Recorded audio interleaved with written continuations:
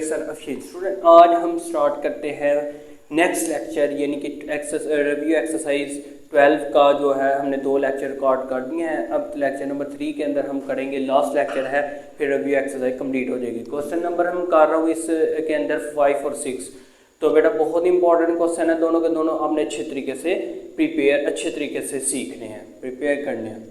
अच्छा बेटा, in the given congruent triangle, congruent का जिक्र मैंने 10th चैप्टर के अंदर आपको पता बहुत डिटेल के साथ समझाया था। जो बच्चे मुझे फॉलो किया हुआ, जिन बच्चों ने जो देख रहे हैं मेरी वीडियो, तो उन्होंने 10th चैप्टर में मैंने पूरी डिटेल से बताया था। कॉन्ग्रुएंट ट्राइएंगल फिर एक दफ़ा बता देता हूँ कि ये 2 ट्राइएंगल हैं। कॉन्ग्रुएंट का मतलब है बराबर, हर लिहाज से बराबर, एंगल भी बराबर, साइड भी बराबर, साइड भी बराबर, एंगल भी बराबर। कॉन्ग्रुएंट का मतलब ये है। कनकुरेंट का मतलब ये होता है, ये मैंने पहले लेक्चर के अंदर बेटा बताया था, जिन बच्चों ने नहीं देखा तो फिर वो जरूर देखें कि कोई भी लाइन है एक ही पॉइंट से गुजरे उसको बोलते हैं कंग्रुएंसी पॉइंट, और इसको बोलते हैं कॉन्ग्रुएंट लाइन, क्योंकि ये सारी के सारे एक ही पॉइंट के अंदर से गुजर रही हैं।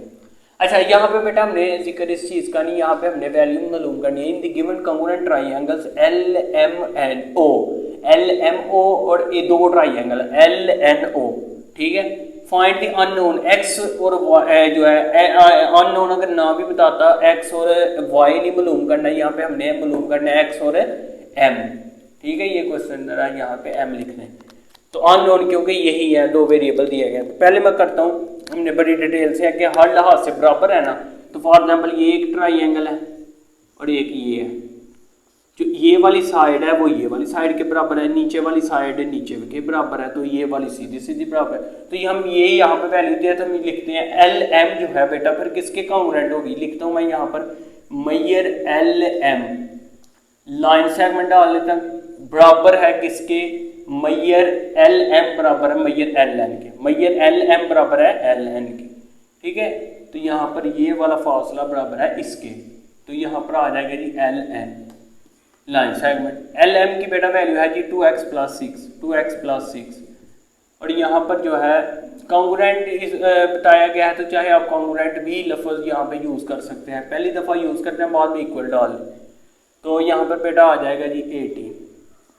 ये प्लस है, उधर जाके आ जाएगा बेटा माइनस। पहली दफ़ा बस कॉन्ग्रुएंट डालना, बाद में आपने इक्वल लिखना है।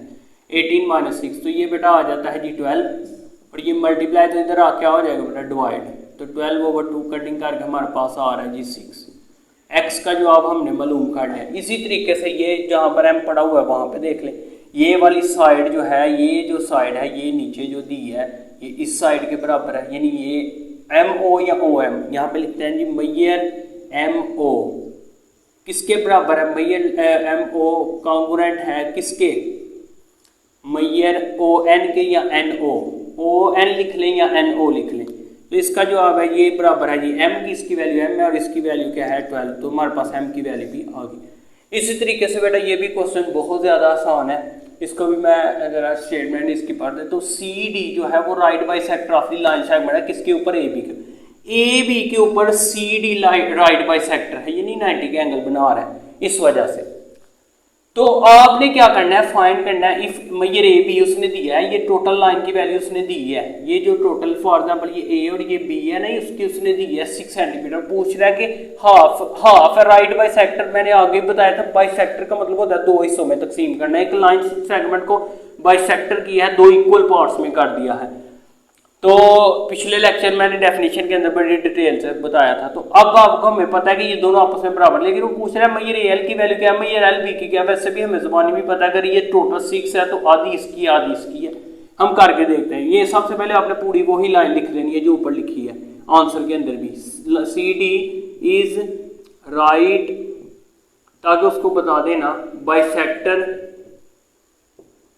ऑफ लाइन सेगमेंट AB, ठीक हो गया। अब आपने क्या करना है, यहाँ पे लिखना है जी मैयर AL फाइंड करना है ना। मैयर AL जो है लाइन सेगमेंट जो AL है वो आधा है किसका, AB का, यानी AL जो है आधा है AB का, तो हम लिख देते हैं हाफ है मैयर AB के, ठीक हो गया ना। मैयर AB की वैल्यू हमारे पास मौजूद है, ये समझे मल्टीप्लाई हो रहा है आपस में, तो ये यहाँ पे 6 है, तो ये 6 है, 2 1 2 2 3 6, ठीक है, 6 सेंटीमीटर थी। जवाब हमारे पास आ गया जी 3 सेंटीमीटर। किसका जवाब आया? मैयर ए एल का।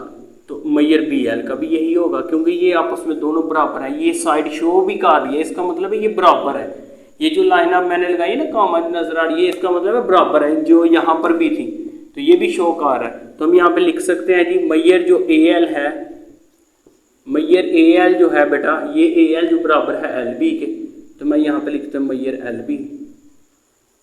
तो मैयर ए एल का जो जवाब है वो कितना आया है जी 3 सेंटीमीटर। यहाँ पे पुट करते हैं तो यहाँ पे वैसे ही लिख देते हैं एल बी।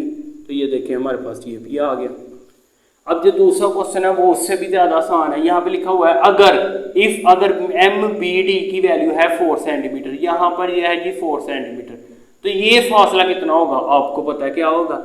ए डी का फासला क्या होगा? 4 सेंटीमीटर। तो यहाँ पे लिख लें जी मैयर ए डी बराबर है किसके? मैयर ए डी बराबर है मैयर बी डी के। ठीक है, तो ए डी आपने क्या करना है? फाइंड करना है। तो मैयर ए डी को ऐसे लिख देंगे और जो उसने वैल्यू दी है वो यहाँ पे लिख देंगे जी 4 सेंटीमीटर। तो बेटा ये हमारा क्वेश्चन कंप्लीट हो गया।